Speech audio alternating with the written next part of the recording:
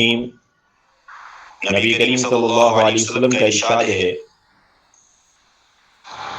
من سلم لہ رمضان سلمت لہ سنۃ۔ اللہ کے نبی علیہ الصلوۃ والسلام ارشاد فرماتے ہیں کہ جس کا رمضان صحیح سالم گزر گیا اس کا پورا سال صحیح سالم گزرے گا۔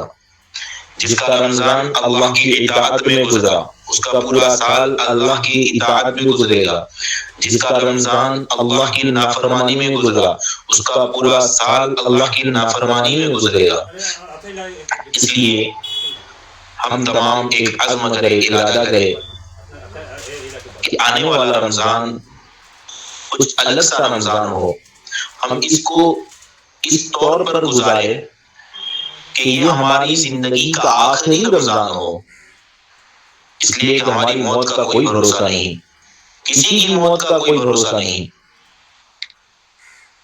گزشتہ رمضان میں ہمارے ساتھ بہت سے لوگ تھے، ہمارے کئی رشتے دار ہمارے ساتھ تھے گزشتہ رمضان میں، لیکن اس رمضان میں وہ نہ رہے۔ اس لیے ہم سب یہ طے کریں کہ آنے والا رمضان اس کی خوب قدر کریں گے انشاءاللہ، اور اس طرح گزاریں گے جیسے اللہ اور اس کے رسول صلی اللہ علیہ وسلم چاہتے ہیں۔ رمضان بڑی فضیلت والا مہینہ ہے، بڑی برکت والا مہینہ ہے، یہ مغفرت والا مہینہ ہے، یہ بخشش والا مہینہ ہے، یہ اللہ کا مہمان ہے۔ جس طرح ہمارے یہاں کوئی مہمان آنے والا ہوتا ہے تو ہم اس کا خوب اہتمام کرتے ہیں، اکرام کرتے ہیں، اسی طرح یہ تو اللہ کا مہمان ہے اور خود اللہ تبارک و تعالیٰ اس رمضان کا استقبال کرتے ہیں، احترام کرتے ہیں۔ روایت میں آتا ہے کہ 11 مہینے تک جنت کو سجایا جاتا ہے امت محمدیہ کے رمضان کے لیے۔ رمضان کی فضیلت میں یہ بات یاد رکھیے، روایتوں کا خلاصہ فتحت لہ ابواب الجنہ، جنت کے دروازے کھول دیے جاتے ہیں، وغلقت ابواب الجہنم، اور جہنم کے دروازے بند کر دیے جاتے ہیں، شیطانوں کو قید کر دیا جاتا ہے۔ اس میں ہم خوب سے خوب نیکیاں کریں۔ ایک سیزن کا مہینہ آ رہا ہے، تاجر لوگ جانتے ہیں کہ جب سیزن کا مہینہ آنا ہوتا ہے تو وہ تجارت میں خوب دھیان دیتے ہیں، دن رات ایک کر دیتے ہیں، کھانا پینا پیچھے کر دیتے ہیں، لیکن سب سے پہلے کام کرتے ہیں۔ اسی طرح ہماری اس سیزن کا مہینہ آ رہا ہے، کم کام دام زیادہ۔ رمضان کے سلسلے میں کسی نے کیا خوب کہا ہے، پھول تو بہت ہے مگر گلاب کی بات ہی اور ہے، مہینے تو بہت ہے مگر رمضان کی بات ہی اور ہے۔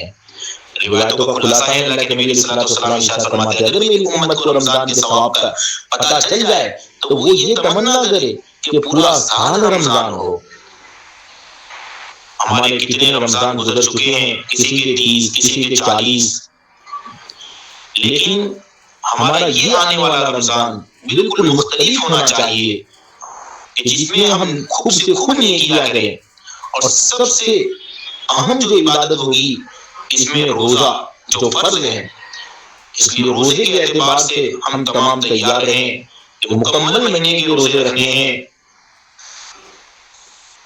روزے کی فضیلت کے اعتبار سے یہ بات یاد رکھیں ہم، اللہ کے نبی علیہ الصلوۃ والسلام نے ارشاد فرمایا کہ جو کوئی شخص روزہ رکھتا ہے، ایک روزہ رکھتا ہے، اللہ کے لیے رکھتا ہے، اللہ تعالیٰ اس کے اور جہنم کے درمیان ایک خندق کھود دیتے ہیں، اور خندق کی پیمائش اس کی مقدار بین السماء والارض، آسمان اور زمین کے درمیانی جو فاصلہ ہے وہ اس خندق کا فاصلہ ہوگا۔ ایک روایت کا خلاصہ، جس نے اللہ کے لیے روزہ رکھا اس کے تمام پچھلے گناہوں کو معاف کر دیا جائے گا۔ اور چونکہ اس مہینے کی فضیلت کے اعتبار سے ایک اور حدیث اللہ کے نبی صلی اللہ علیہ وسلم نے فرمایا کہ اس مہینے میں کوئی ایک نفل ادا کرے گا تو دوسرے مہینوں کے فرائض کے برابر اس کو ثواب ملے گا۔ اس لیے خوب نوافل کا اہتمام کرے، تہجد کا، اشراق کا، چاش کا، اوابین کا، اور نوافل پڑھتے رہیں۔ اور اس مہینے میں فرائض کا ثواب ایسا ہے جیسے کہ دوسرے مہینے میں 70 فرض ادا کیے ہو۔ ایک فرض فجر کی نماز پڑھیں گے 70 فرض ہم نے ادا کیے اس کا ثواب ملے گا۔ اس لیے یہ بھی دے گئے کہ ہماری ایک بھی فرض نماز ہماری قضا نہ ہونے پائے۔ 5 وقت کی نمازوں کو پابندی سے پڑھنا ہے۔ اس کے علاوہ قرآن کا ایک معمول بنایا جائے، دعاؤں کا اہتمام کیا جائے، صدقہ زکوٰۃ کی طرف توجہ دی جائے۔ ہمارے پورے دن کا ایک ٹائم ٹیبل بنائیں، ہم نظام الاوقات بنائیں، گھروں پر رمضان کی فضیلتوں کی کتاب پڑھی جائے۔ حضرات صحابہ کے بارے میں آتا ہے کہ جب رمضان کا مہینہ آتا تھا بلکہ شعبان کے مہینے سے، اور حضور اقدس صلی اللہ علیہ وسلم رجب کے مہینے سے رمضان کی تیاری کر رہے ہیں، تو شعبان کا مہینہ صحابہ کہتے ہیں کہ ہم ہمارے سینوں سے قرآن کو لگا لیتے تھے۔ اس لیے تراویح میں بھی خوب شوق کے ساتھ ذوق کے ساتھ کھڑے رہیں، اچھے سے تراویح کو سنیں، قرآن کو سنیں۔